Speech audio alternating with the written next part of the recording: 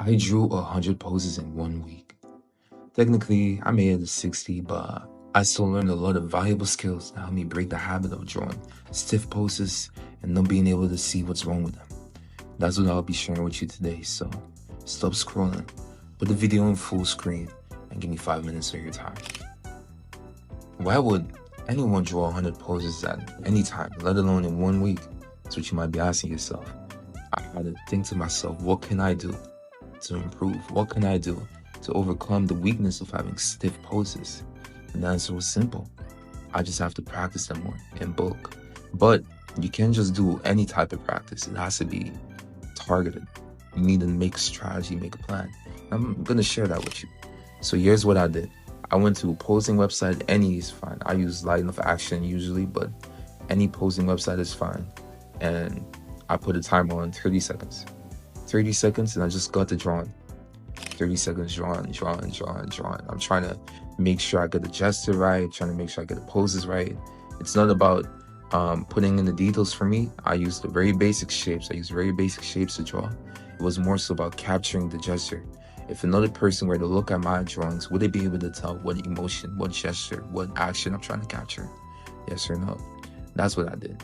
And over the course of doing 20 a day, 20 a session, I got to a point where I realized connections in how I can do this at a faster pace, new habits that I could use to get the gesture and the balance and the overall proportions right, and also when a pose actually looks like a action and when a pose looks off because the balance is not in the right side of the body.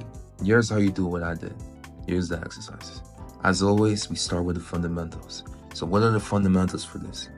You grab your poses, you grab your references, and then you don't aim to replicate this perfectly. You don't even aim to put in the details. All you want is the overall silhouette. You want the overall body shape to be similar. So if you use stick figures, you use stick figures. If you use cubes or circle simple shapes, then you can go along with that. Here's an example of what I used, and those were the shapes that I used to replicate the gestures with. That's what you just do this. Put your timer at 30 seconds, and you go. Once the 30 seconds is over, go on to the next one, and the next one, and the next one. You're gonna keep doing this until you hit 20 per session, and then that's how you're gonna go to the 100. Doing things this way is going to allow your brain enough time to take in what you learned, take in the observations that you made, and digest it so you can understand. You have to see it this way. Every time you look at a reference picture and you adjust your pose, or you make your pose trying to get the right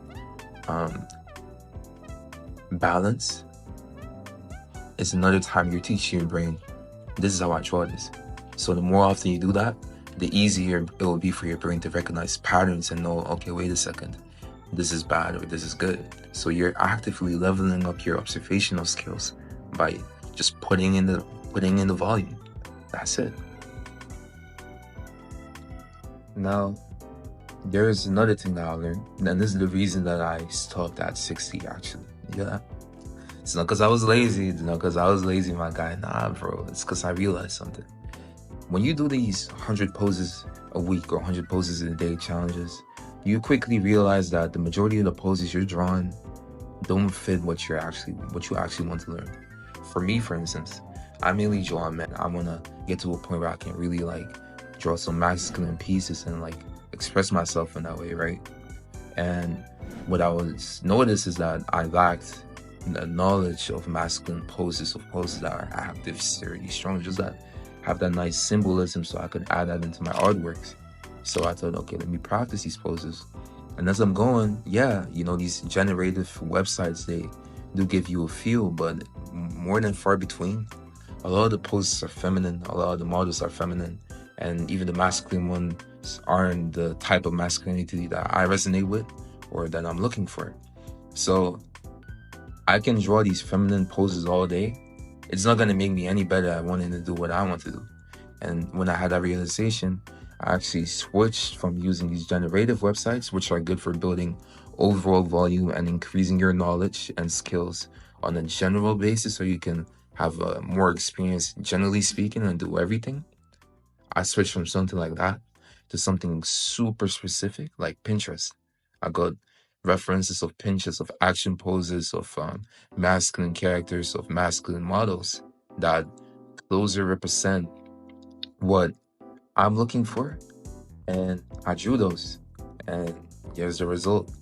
So if there's one piece of advice I can give you, it is to not just rely on these generative platforms which give you random poses, but it's to really think about, what do I want to learn this session? What do I want to learn this week? And when you figure that out, make a plan for it. Study just that. Study just that one skill, and within a week you're gonna get good at that skill, and then your drawings are gonna elevate in a way that makes sense to you, and that's gonna keep you going instead of this random practice that a lot of people got you doing. But yeah, bro, those were my 2 cents. I hope this video was valuable for you. If it was, please just leave a comment and subscribe. And if you really enjoyed it, hey, give it a like. Hope you have a wonderful day on your journey. God bless.